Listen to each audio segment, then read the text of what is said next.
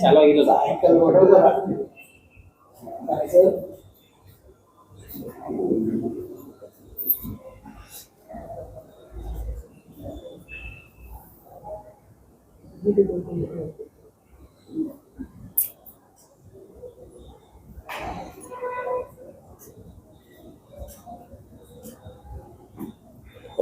ಇದು ಸ್ಟಾರ್ಟ್ ಅಂತ ಹೇಳಿದ ಮೇಲೆ ಸ್ಟಾರ್ಟ್ ಮಾಡಿದ್ರಿ.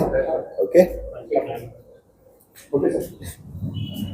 ಇವತ್ತಿನ ಪತ್ರಿಕಾಗೋಷ್ಠಿಗೆ ಎಲ್ಲ ಪತ್ರಿಕೆಗಳ ಹಿರಿಯರಿಗೂ ನಾನು ಇವತ್ತು ಸ್ವಾಗತ ಮಾಡ್ಕೊಳ್ತಾ, ಇವತ್ತೊಂದು ಎರಡು ಮೂರು ವಿಷಯಗಳನ್ನು ತಮ್ಮ ಮುಂದೆ ಪ್ರಸ್ತಾಪ ಮಾಡ್ಕೊಳಕಂತ ರಿಕ್ವೆಸ್ಟಿಂದ ನಾನು ಫಸ್ಟ್ ತಮ್ಮಲ್ಲಿ ರಿಕ್ವೆಸ್ಟ್ ಮಾಡ್ಕೊಳ್ತೀನಿ. ಸೊ ನೆಕ್ಸ್ಟ್ ಆಗಿ ಒಂದು 2-3 ವಿಷಯಗಳು ಮಹಾನಗರ ಪಾಲಿಕೆಗೆ ಸಂಬಂಧಪಟ್ಟಿದ್ದದ ವಿಷಯಗಳು 2-3 ವಿಷಯಗಳು. ಸೊ ಅದಕ್ಕೆ ಮೈನುದ್ದೀನ್ ಬೆಳಿಗೆಯವರು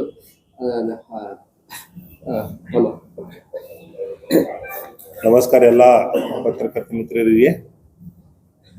ನಿನ್ನೆ ಮಹಾನಗರ ಪಾಲಿಕೆಯ 30ನೇ ತಾರೀಕಿನ ದಿವಸ ಒಂದು ಸಭೆಯನ್ನು ಕರೆದ ಕೇಸಿಂದ ಅದರದ ಅಜೆಂಡಾನಲ್ಲಿ 13 ಮತ್ತು 14 ವಿಷಯ ನಂಬರ್ 13 ಮತ್ತು 14ನಲ್ಲಿ 13 ವಿಷಯ ನಂಬರ್ 13 ಇದರಲ್ಲಿ ಒಂದು ಆಸ್ತಿಯ ವಿವರ ನಿಮಗೆ ನಾ ಹೇಳಕತ್ತೀನಿ. ಆಸ್ತಿ ವಿವರ ಏನದಂದ್ರೆ CTS ನಂಬರ್ 381/106 ಗಂಗನಹಳ್ಳಿ ಲೇಔಟದಲ್ಲಿ ಬರುವ ಬಯಲು ಜಾಗವನ್ನು ಶ್ರೀ ಅಮೋಘ ಸಿದ್ದೇಶ್ವರ್ ವಿವಿಧ ಅಂದ್ರೆ ಇವರಿಗೆ ಈ ಬಯಲು ಜಾಗ ಏನದ ಅವ್ರೀಗ ಅಲಾಟ್ಮೆಂಟ್ ಮಾಡ್ಬೇಕಂತ ಹೇಳಿಕೆಸಿಂದ ಒಂದು ವಿಷಯ ಹಾಕೊಂಡಿದ್ದ ಕೂಡಲೇ ನಮಗ ಏನ್ ನಮ್ಮ ಇದಕ್ಕೆ ಬಂದಿತ್ತು, ಇದು ವಿಷಯ ನಮ್ಮ ಮುಂದೆ ಬಂದಾಗ ನಾವು ಹೋಗಿ ಕಾರ್ಪೊರೇಷನ್ಗೆ ಮತ್ತು ಎಲ್ಲ ನಮ್ಮ ಮಾನ್ಯ ಪೂಜ್ಯ ಮಹಾಪೌರರಿಗೆ ಹಾಗೂ ಆಯುಕ್ತರಿಗೆ ಈ ವಿಷಯವನ್ನು ತಿಳಿಸಿದ್ದೀವಿ. ಯಾಕಂದ್ರ ಇದು ಒಂದು ಕಾನೂನು ಬಾಹಿರವಾಗಿ ವಿಷಯ ಇರುತ್ತದೆ. ತಾವು ಇದಕ್ಕೆ ಸಂಬಂಧಪಟ್ಟ ಇದು ನಮಗ ಅಂತೂ ಇದು ಮಾಡಕ್ ಬರಂಗಿಲ್ಲ. ಕಾರ್ಪೊರೇಷನ್ಗಂತೂ ಇದು 26 ಗುಂಟೆ ಜಮೀನ್ ಕೊಡುವಂತ ಅವಶ್ಯಕತೆ ಏನು ಬತ್ತು? ಯಾರ ಒತ್ತಡ ಮೇಲೆ ಮತ್ತು ಯಾರ ರಾಜಕೀಯ ಒತ್ತಡ ಮೇಲೆ ಇಂಥ ಒಂದು ದೊಡ್ಡ, ಅದು ಏನ ಸಣ್ಣ ಆಸ್ತಿ ಇಲ್ಲದು. ಹೊಸ ರೋಡ್ ನಮ್ಮ ಥಿಂಕ್ ಗ್ಯಾಸ್ ಅಪೋಸಿಟ್ ಒಂದು ಮೇನ್ ರೋಡ್ ಮೇಲಿಂದ ಆಸ್ತಿ ಒಂದು ಸಂಸ್ಥೆಗೆ ನೀವು ಕೊಡಾಕತ್ತಿರೋದು ಕೊಡಾಕ್ ಬರಂಗಿಲ್ಲ. ಅದು ಯಾವುದೇ ಕಾನೂನು ಇದ್ರಾಗ ಅದು ಕೊಡಾಕೆ ಬರಂಗಿಲ್ಲ. ಅದು ಬಯಲು ಜಾಗ ಅದ. ಅದು ಈ ಸ್ಕೂಲ್ ಕಟ್ಟಾಕಾಗ್ಲಿ, ಅದು ಏನೋ ಕಟ್ಟಾಕಾಗ್ಲಿ, ಅದು ಬರಂಗಿಲ್ಲ. ಅದು ಸೆಕ್ಷನ್ 7 ಸೆಕ್ಷನ್ 8 ಇದು ಏನ್ ಹೇಳ್ತೈತೆ ಅಂದ್ರೆ ನಾವು ಜಾಗ ಲೀಸ್ ಕೊಡಕ್ ಆಗಂಗಿಲ್ಲ, ನಾವು ಜಾಗ ಯಾರಿಗಾದ್ರೂ ಶಾಲೆಗೆ ಕಟ್ಟಡಕ್ಕೆ ಕೊಡಕ್ ಆಗಂಗಿಲ್ಲ, ಅಥವಾ ಮಾರಾಟಕ್ಕೆ ಮಾಡಕ್ ಆಗಂಗಿಲ್ಲ. ಯಾವುದೇ ತರದ್ದು ಇದು ಜಾಗವನ್ನು ನಾವು ಕೊಡಕ ಇದು ಇಲ್ಲ ಅಂತ ಹೇಳಿಕೆಸಿಂದ ಕಾನೂನಿನಲ್ಲಿ ಸ್ಪಷ್ಟವಾಗಿ ಇದ್ದರೂ ಸಹಿತ ಕಾರ್ಪೊರೇಷನ್ ನಲ್ಲಿ ನಾನು ಹೋಗಿ ನಿನ್ನೆ ನಮ್ಮ ಕಮಿಷನರ್ ಮುಂದೆ ನಿಂತಿಕೆಸಿಂದ ಅವರಿಗೆ ಈ ಇದರ ಬಗ್ಗೆ ತಿಳಿಸಿ, ಮತ್ತ ಪೂಜ್ಯ ಮಹಾಪೌರರ ಎಲ್ಲಾ ಸದಸ್ಯರ ಮುಂದೆ ಹೋಗಿಕೆಸಿಂದ ಇದು ಕೊಟ್ಟು ನಾನು ಅವರಿಗೆ ತಿಳಿಸಿ ಬಂದೀನಿ. ಇದು ಕಾನೂನು ಬಾಹಿರವಾಗಿರುತ್ತದೆ, ನೀವು ಇಲ್ಲೇ ಕೈ ಬಿಡ್ಬೇಕು. ಇದು ಇಲ್ಕಂದ್ರೆ ಇದು ನಮ್ಮ ಒಂದು ಕರಪ್ಷನ್ ಆಗೈತಿ ಅಥವಾ ಕರಪ್ಷನ್ ಮಾಡಕತ್ತಾರ ಅಂತ ಹೇಳಿಕೆಸಿಂದ ಸ್ಪಷ್ಟವಾಗಿ ಕಂಡು ಬರುವಂತ ವಿಷಯ ಆಗುತ್ತದೆ. ನೀವು ಇಲ್ಲೇ ಬಿಡ್ರಿ ಅಂತಂದ್ರು ಸಹಿತ ಅವ್ರು ಯಾರ ಕರಪ್ಷನ್ಗೆ ಒತ್ತಾರ ಅದು ಗೊತ್ತಿಲ್ಲ, ಏನ್ ಯಾರ ರಾಜಕಾರಣಿಗೆ ಇದು ಮಾಡ್ಯಾರ ಅದು ಗೊತ್ತಿಲ್ಲ. ಆ ಗಂಗನಹಳ್ಳಿ ಅಂದ್ರೆ ಯಾರತ್ತಂದ್ರೆ ಸೀದಾ ನಾ ಅಂದ್ರು ಬಸವನಗೌಡ ಪಾಟೀಲ್ ಯತ್ನಾಳರು ಆತ್ಮೀಯರವರು. ಅವ್ರು ಯಾರದಾರ ಅಂದ್ರೆ ಬಸವನಗೌಡ ಪಾಟೀಲ್ ಅವರು ಆತ್ಮೀಯರು. ಯಾಕಪ್ಪ MLA ಏನು ಬರ್ತಿದ್ವು, MLA ಯಾಕೆ ಆ ಜಮೀನ ಊರಿಗೆ ಇದು ಮಾಡ್ಬೇಕಂತ ಇದು ಮಾಡ್ಯಾರ? ಆ ಜಾಗ ನಾನು ಕಾರ್ಪೊರೇಟರ್ ಇದ್ದಾಗ, ವಾರ್ಡ್ ನಂಬರ್ 31 ಕಾರ್ಪೊರೇಟರ್ ಇದ್ದಾಗ, ಅವಾಗ ಅವರೇ ಆಗಿ ಇದು ನಮ್ಮ ಎನ್ನೆ ಮಾಡಿಕೊಡ್ರಿ, ನಾವು ಜಮೀನ್ ಬಿಟ್ಟು ಕೊಡ್ತೀವಿ ಅಂತ ಹೇಳ್ಯಾರ. ಅವ್ರಿಗೆ ನಾವು ಹೋಗಿ ಒತ್ತಡ ಮಾಡಿಲ್ಲ. ನಾವು ಏನೈತಿ ಲ್ಯಾಂಡ್ ಎಕ್ವಿಷನ್ ಪ್ರಕಾರ ನಾವು ಜಮೀನ್ ಎಕ್ವೈರ್ ಮಾಡ್ಕೊಂಡು ಇಲ್ಲಿಂದ ರೋಡ್ ಮಾಡ್ಕೋತೀವಿ ಅಂತ ಹೇಳಿ ನಾವು ಅವಾಗೆ ನಮ್ಮ ಸರ್ಕಾರ ಇದ್ದಾಗ ನಾವು ಅಂದಿದೀವಿ ಮಾಸ್ಟರ್ ಪ್ಲಾನ್ ಮೂಲಕ. ಅವ್ರೇನಂದ್ರು ಹೇಳ್ರಿ, ನೀವು ನಮಗ್ ಬರೀ ಇದು ಎನ್ನೆ ಮಾಡ್ಕೊಡ್ರಿ, ನಾವು ನಿಮಗ್ ಜಾಗ ಬಿಟ್ಟು ಕೊಡ್ತೀವಿ. ಈಗ ಯಾಕದು ಜಾಗ ಬಸವನಗೌಡ್ರ ಅವ್ರಿಗೆ ಕೊಡಿಸ್ಲಕತ್ತಾರ? ಯಾಕೆ ಒತ್ತಡ ಹಾಕ್ಲಕತ್ತಾರ ಮೇಯರ್ ಮೇಲೆ? ಬಸವನಗೌಡ್ರದ್ ಏನಿದು, ಇದ್ರಾಗ ಏನ್ ಕೈವಾಡದ? ಇದಕ್ಕೂ ಬೆನ್ ಹತ್ರ ಇಂಥ ಜಮೀನುಗಳಿಗೆ ಇದು ಜಮೀನ್ ಮಾಫಿಯಾ ಅಂದ್ರೆ ಬಸವನಗೌಡ್ರನೇ ಜಮೀನ್ ಮಾಫಿಯಾ. ಈಗ ಅವ್ರು ಇದಕ್ಕಿಂತ ಮೊದಲು ಒಂದ್ಸಲ ಹೇಳ್ಯಾರ ಜಮೀನ್ ಮಾಫಿಯಾ ಅದರ ಬಗ್ಗೆ ಯಾರ್ಯಾರಿಗೂ ಟೀಕೆ ಮಾಡಿದ್ರು ಅವರು. ಈಗ ನಾ ಟೀಕೆ ಮಾಡ್ಲಾಕತ್ತೀನಿ. ಬಸವನಗೌಡ ಪಾಟೀಲ್ ಯತ್ನಾಳದ ಇದು ಅದಾನ, ಅವಾಗ ಅಂಗನಳ್ಳಿ ಅವ್ ಶಿಷ್ಯ ಅದಾನವ. ಅವ್ ಎಲ್ಲಾರು ಕೂಡ್ಸಿ ಇದು ಕುತಂತ್ರ ನಡೆಸ್ಯಾರ. ಇದು ಒಂದು ದೊಡ್ಡ ಆಸ್ತಿ, ಸರ್ಕಾರದ ಆಸ್ತಿಯನ್ನು ಗುಳು ಮಾಡುವಂತ ಒಂದು ಸಜ್ಜವನ್ನು ನಡೆದೈತಿ. ಅದಕ್ಕ ಕಾರಣ ಈಗಾಗ್ಲೂ ನಾವು ಹೋಗಿಸಿಂದ ಈ ಕಾರ್ಪೊರೇಷನ್ಗೆ ನಂದು ಲೆಟರ್ ಪ್ಯಾಡ್ ಮೇಲೆ ಅರ್ಜೆಂಟ್ ಇದ್ದ ಕಾರಣಕ್ಕೆ ನಾನು ನಂದು ಕೈಲಿಂದ ಬರೆದು ಇದು ಕೊಟ್ಟಿನಿ. ಇದು ಕೈಲಿಂದ ಬರೆದು ಕೊಟ್ಟಿನಿ, ನಂದು ಸ್ವಂತ ಕೈಲಿಂದ ಬರೆದು ಕೊಟ್ಟಿದ್ದು ಇದು ಅರ್ಜಿ. ಯಾಕಂದ್ರೆ ಟೈಮ್ ಇದ್ದಿದ್ದಿಲ್ಲ. ಇವರು ಏನೋ ಓಹೋಪೋಹನಲ್ಲಿ ಆ ಆಸ್ತಿಯನ್ನು ಯಾರಿಗಾರ ಮಾಡಿಕೊಟ್ಟಿಗೆಸಿಂದ ನಮ್ಮ ಸರ್ಕಾರದ ಇದು ಕಾನೂನು ಉಲ್ಲಂಘನೆ ಮಾಡಕತ್ತಾರ ಅಂತ ಹೇಳಿಗೆಸಿಂದ ಇವತ್ತಿನ ಬಸವನಗೌಡ ಪಾಟೀಲ್ ಮೇಲೆ ಅವರು MLA ಆಗಿದ್ದ ಒತ್ತಡದಿಂದ, ಅವರು MLA ಆಗಿ ಒಂದು ಒತ್ತಡದಿಂದ ಈ ಎಲ್ಲಾ ಸಜ್ಜವನ್ನು ನಡೆಸ್ಯಾರ. ಮಾನ್ಯ ಇದು ಏನಿದೆ, ಇದು ಮಾನ್ಯ ಪೂಜ್ಯ ಮಹಾಪೌರರಿಗೆ ಮತ್ತೊಂದ್ಸಲ ನಾ ಹೇಳಕತ್ತೀನಿ, ಈ ವಿಷಯವನ್ನು ಇಲ್ಲೇ ಕೈ ಬಿಡಬೇಕು. ಇಲ್ಲಾಂದ್ರೆ ಇದಕ್ಕೆ ಕಾನೂನಾತ್ಮಕವಾಗಿ ನಾವು ಮುಂದೆ ಇದು ಜಾರಿ ಮಾಡ್ತೀವಿ ಅಂತ ಹೇಳಿಗೆಸಿ ನಾ ಹೇಳ್ತೀನಿ. ಮುಂದೆ ನಮ್ಮ ಪ್ರಕಾಶ್ ಮಿರ್ಜಿ ಅವರು ನಿಮಗೆ ಹೇಳ್ತಾರೆ. ಮತ್ತೊಮ್ಮೆ ತಮ್ಮೆಲ್ಲರಿಗೆ ನಾನು ಸ್ವಾಗತ ಮಾಡ್ಕೊಳ್ತಾ, ಇದೇ ವಿಷಯ ಸ್ವಲ್ಪ ಮೈನು ಬೀಳಿಯೋರು ಈ ವಿಷಯ ಹೇಳಿದ್ರಲ್ಲ, ಇನ್ನು ಸ್ವಲ್ಪ ಸಂಕ್ಷಿಪ್ತವಾಗಿ ಇದನ್ನ ಇನ್ನೊಂದ್ಸಲ ನಾನು ವಿವರಿಸ್ತೀನಿ. ಅನಂತರ ಅದರ ಮತ್ತೊಂದು ವಿಷಯ ಮಾತಾಡ್ತೇನೆ. ಸೊ ಮೈನು ಬೀಳಿಯೋರು ಹೇಳಿದ್ರ ಪ್ರಕಾರ 381 ಬಾರ್ 106 ಇದು ಶ್ರೀ ಅಮೋಘ ಸಿದ್ದೇಶ್ವರ ವಿದ್ಯುತ್ ಕ್ಷಮರಾಭಿವೃದ್ಧಿ ಸಂಸ್ಥೆಗೆ ಕೊಟ್ಟಾರ. ಸೊ ಇದರ 26 ಗುಂಟ ಅಂತಂದ್ರೆ ನೇರ 26,000 ಸ್ಕ್ವೇರ್ ಫೀಟ್ ಆಗುತ್ತೆ. ಬಟ್ ಅಲ್ಲಿ ಮಾರ್ಕೆಟ್ ರೇಟ್ ಏನ್ ನಡೆದಂತಂದ್ರೆ, ಈ ವಿಷಯ ಯಾಕೆ ನಾವು ಇಷ್ಟು ಸೀರಿಯಸ್ ಆಗಿ ತಗೊಂಡಿವಿ ಅಂತಂದ್ರೆ, ಅಲ್ಲಿ ಮಾರ್ಕೆಟ್ ರೇಟ್, ಸೊ ಇವತ್ತಿನ ಮಾರ್ಕೆಟ್ ಪರ್ ಸ್ಕ್ವೇರ್ ಫೀಟ್ಗೆ ನೇರ ಒಂದು 3,000 ರೂಪಾಯಿ ಅದ. 3,000 ರೂಪಾಯಿ ಸ್ಕ್ವೇರ್ ಫೀಟ್ ಅದ. ಸೊ 26 ಸ್ಕ್ವೇರ್ ಫೀಟ್ ಅಂದ್ರೆ ನೇರ ಒಂದು 7.8 ಕೋಟಿ ರೂಪಾಯಿ ವ್ಯಾಲ್ಯೂಯೇಷನ್ ಇದು ಜಾಗ ಆಗ್ತದೆ.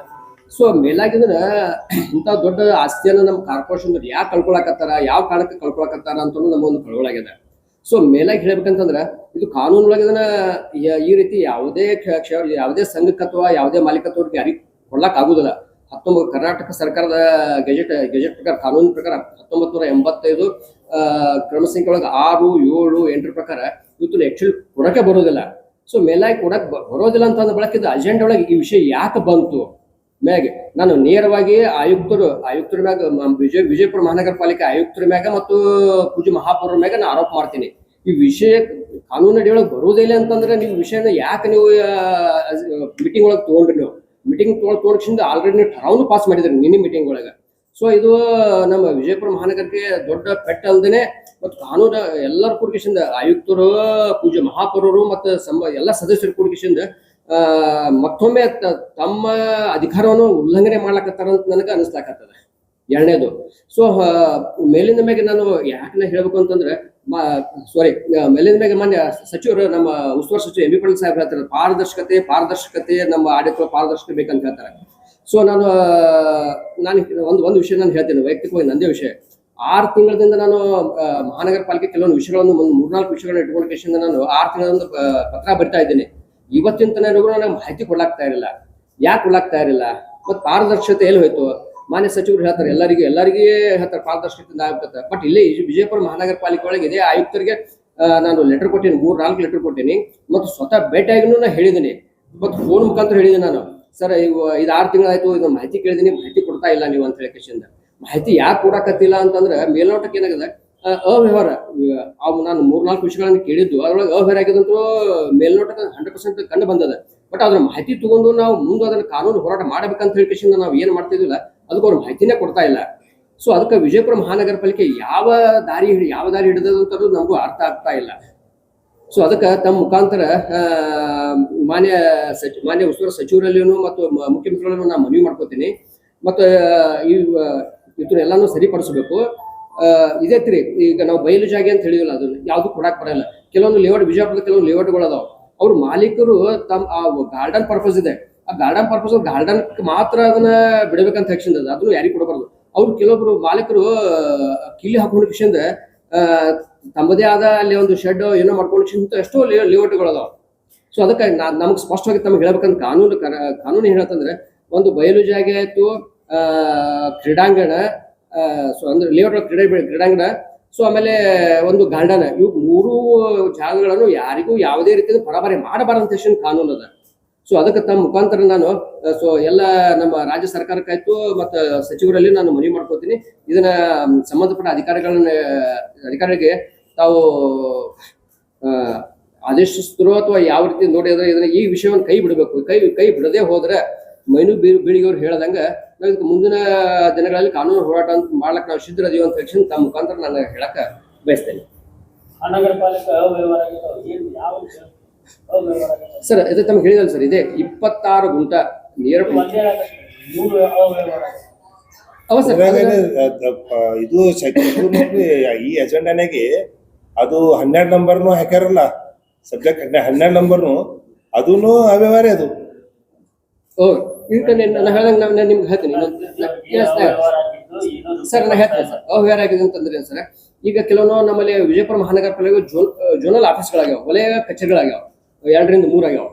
ಅಲ್ಲಿ ವಲಯ ಕಚೇರಿಗಳನ್ನು ಮಾಡಬೇಕಂತ ಹೇಳಿ ಕಿಶಿಂದ ಅದಕ್ಕೆ ಆದಂತ ಒಂದು ಟೇಬಲ್, ಒಂದು ಕೇಬಲ್, ಒಂದು ಕಂಪ್ಯೂಟರ್ ತಗೋಬೇಕಂತ ಅಂದ್ರೆ ಎಷ್ಟೋ ದುಡ್ಡುಗಳನ್ನು ಸ್ಯಾಂಕ್ಷನ್ ಆಗ್ಯದ. ಬಟ್ ಅಲ್ಲಿ ಇವತ್ತು ನೀವು ಅಲ್ಲಿ ಹೋಗಿ ನೋಡಿದ್ರೆ ಅಲ್ಲಿ ಎಲ್ಲ ಹಳಿ ಟೇಬಲ್, ಹಳಿ ಕುರ್ಚಿ, ಹಳಿ ಕೇಬಲ್, ಹಳಿ ಕಂಪ್ಯೂಟರ್ಸ್ ಅವ. ಇದು ಮೊದಲನೇದು. ಇದು ಸ್ಪಷ್ಟವಾಗಿ ಹೇಳ್ಬೇಕಂತಂದ್ರೆ, ಎರಡನೇ ಅವ್ಯವಹಾರ ಏನಂತಂದ್ರೆ, ಸೊ ತೋಟಗಾರಿಕೆ ಇಲಾಖೆಯಿಂದ ನಾವು ಸಸಿಗಳು ನೆಡಬೇಕಂತ ಹೇಳಿ ಇದು ಮಾಡಿದಲ್ಲ. ತೋಟಗಾರಿಕೆ ಇಲಾಖೆಯಿಂದ ಅಲ್ಲಿ 10,000 ಸಸಿಗಳು ಅಂದ್ರೆ ಫಾರ್ ಎಕ್ಸಾಂಪಲ್ ತಮ್ಮ ಹೇಳ್ತಾ ಇದ್ರಿ, 10,000 ಸಸಿಗಳದ್ದು ಅಲ್ಲಿ ಪೇಮೆಂಟ್ ಆಗತ್ತ, ಇಲ್ಲಿ ಬರೋದು 5,000 ಮಾತ್ರ ಬರ್ತಾವ. ಸೊ ಈ ತರ ಇನ್ನು ಎಷ್ಟೋ ವ್ಯವಹಾರಗಳು. ಆಮೇಲೆ ಇನ್ನೊಂದು ಸರ್, ಮಹಾನಗರ ಪಾಲಿಕೆಯೊಳಗ ಬಹುಶಃ ಮಾನ್ಯ ಪೂಜ್ಯ ಮಹಾಪೌರರಾಗಿರ್ಬೇಕು, ಸದಸ್ಯರಾಗಿರ್ಬೇಕು, ಯಾಕವರು ಆ ಕಡೆ ಲಕ್ಷ ಕೊಡ್ತಾ ಇಲ್ಲ ಗೊತ್ತಿಲ್ಲ. ಫಾರ್ ಎಕ್ಸಾಂಪಲ್ ಆಗುತ್ತೆ, RI ಇದ್ದವರಿಗೆ ಬಿಲ್ ಕಲೆಕ್ಟರ್ ಅಂತ ಹೇಳಿ ಕಿಶಿಂದ ನೇಮಕ ಮಾಡ್ತಾರ, ಬಿಲ್ ಕಲೆಕ್ಟರ್ ಕಿಶಿಂದ RI ಮಾಡ್ತಾರ, RO ಮಾಡ್ತಾರ. ಇದು ಯಾವ ಕಾನೂನು ಅದೇ ನಮ್ಗೆ ತಿಳಿತಾ ಇಲ್ಲ.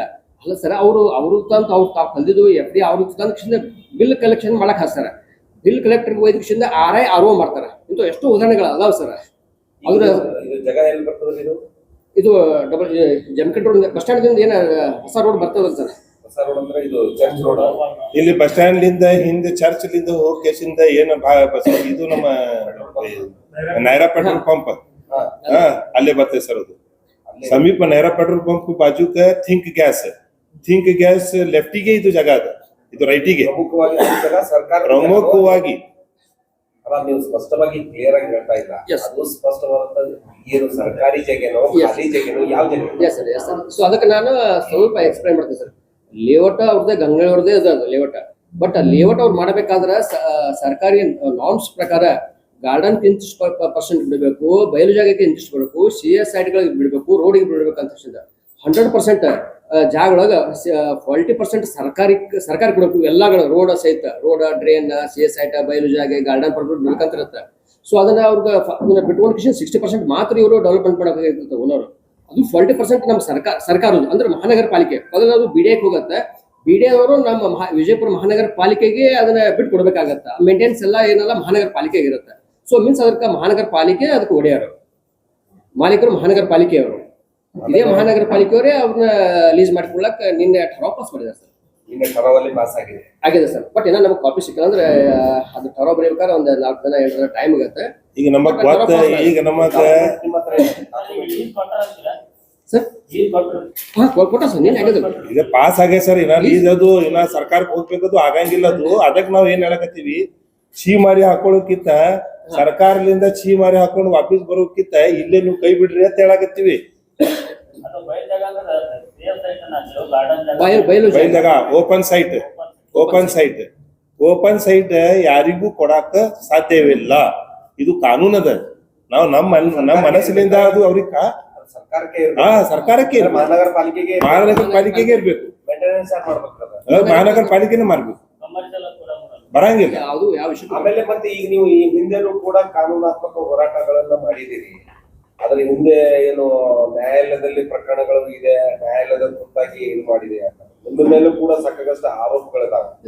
ಏನ್ ಹೇಳ್ತೀರಾ? ಹೌದು, ನಿಮ್ ಚಾನೆಲ್ ನಲ್ಲಿ ನೀವೇ ತೋರಿಸಿರೋದು ನಮಗೆ ಕೇಳಾರದೆ. ಆದ್ರೆ ನಾ ಇವತ್ತು ಎಲ್ಲಾರ ಮುಂದೆ ನಾ ಹೇಳಕತ್ತೀನಿ. ಅಂದ್ರ ಒಂದು ಮಾತು, ಅಲ್ಲಿ ಯಾರು ಸಾರ್ವಜನಿಕ ಒಂದು ಇದು ಐತಿದು, ನಾವು ಎಲ್ಲಾರು ಕೂಡಿಸಿ, ನಾನು ನಮ್ಮ ಬ್ರದರ್ ಪ್ರಕಾಶ್ ಬಿರ್ಜಿ ನಾವೆಲ್ಲರೂ ಕೂಡಿಸಿ ಅದು ಒಂದು ಕಾನೂನಾತ್ಮಕ ಹೋರಾಟವನ್ನು ನಾವು ಮಾಡಿದ್ವಿ.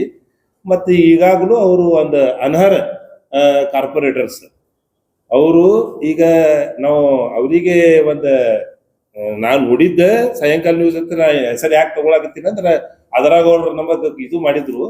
ಸೊ ಅವ್ರ ಮುಂದೆ ಒಂದು ಹೆಸರು ತಗೊಂಡು ಹೇಳಕತ್ತೀನಿ. ಅವ್ರಿಗೆ ನಾವು ಇದು ಒಂದು ಕರೆಸಿ ಕೇಳ್ಬೇಕಿತ್ತು. ಅವರು ಏನಾಗೈತಂದ್ರೆ ನಮ್ಮ ಕಾರ್ಪೊರೇಟರ್ಗೆ RC ಬೆಳಗಾವಿ ಏನದಾರಲ್ಲ ಅವರೇ ನಮಗ್ ಸಂಬಂಧ.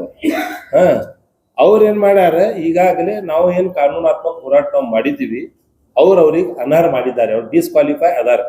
ಈಗೂ ಸಹಿ ಅವ್ರು ಡಿಸ್ಕ್ವಾಲಿಫೈ ಅದಾರ. ಕೋರ್ಟ್ ನಲ್ಲಿ ನಡೆಯುವಂತ ವಿಷಯದಲ್ಲಿ ಕೋರ್ಟ್ ಅವರಿಗೆ ಒಂದು ಸ್ಟೇ ಕೊಟ್ಟೈತಿ. ಅದು ಒಂದು ತಾತ್ಕಾಲಿಕವಾಗಿ ಸ್ಟೇ ಅದ.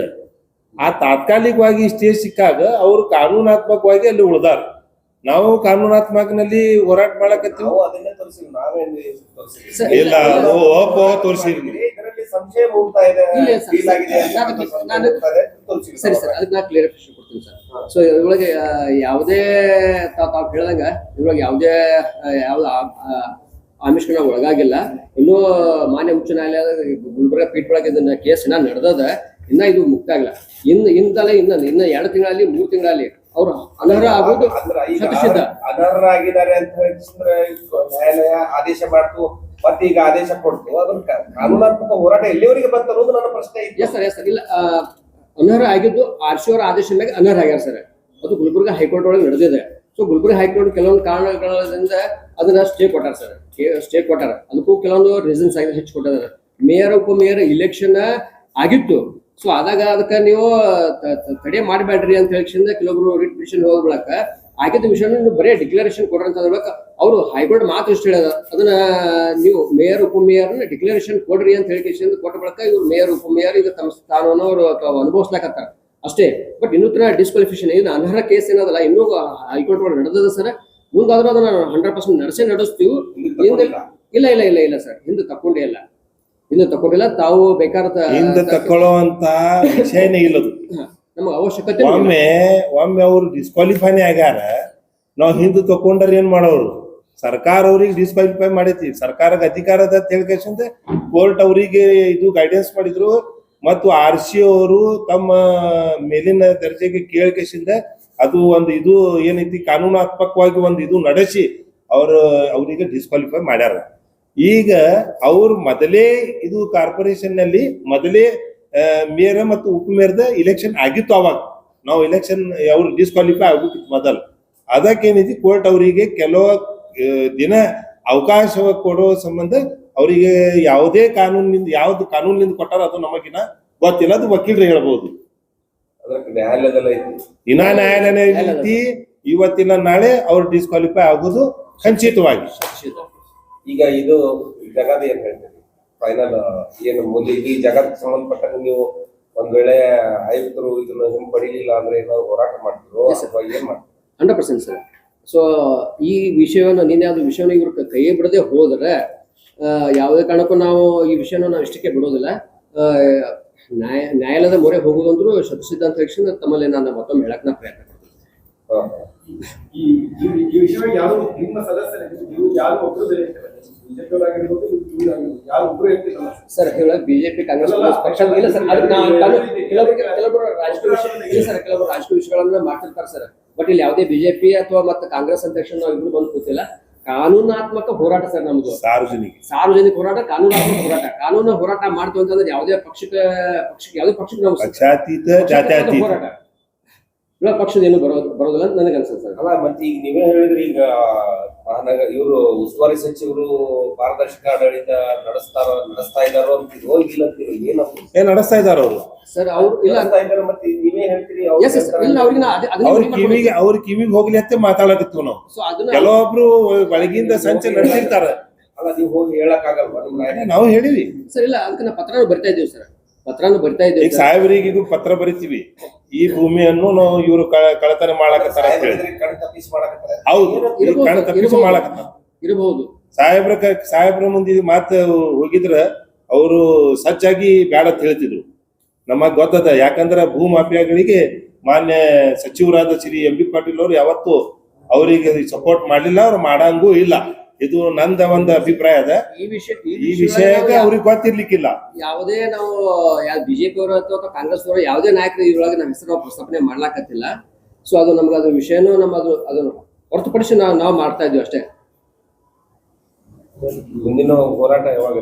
ಕಾನೂನಾತ್ಮಕ ಹೋರಾಟ ಆಗುವುದು. ಇದು ಕಾನೂನಿನಲ್ಲಿ ಕಾನೂನು ಉಲ್ಲಂಘನೆ ಮಾಡ್ತಾರೆ ಇವರು ಮಾಡಿದ್ರೆ. ಅದಕ್ಕೆ ಇವರು ವಾಪಸ್ ತಗೊಳ್ಳದೆ ಹೋದ್ರೆ ಈ ವಿಷಯವನ್ನು ಕೈ ಬಿಡಲಿಲ್ಲ ಅಂತ ನಾವು ಮುಂದಿನ ಕಾನೂನು ಹೋರಾಟ ನಾವು ಮಾಡ್ತೀವಿ. Thank you. ಮತ್ತೊಮ್ಮೆ ಎಲ್ಲರಿಗೆ ನಿಮಗೆ ಇದು ಧನ್ಯವಾದಗಳು.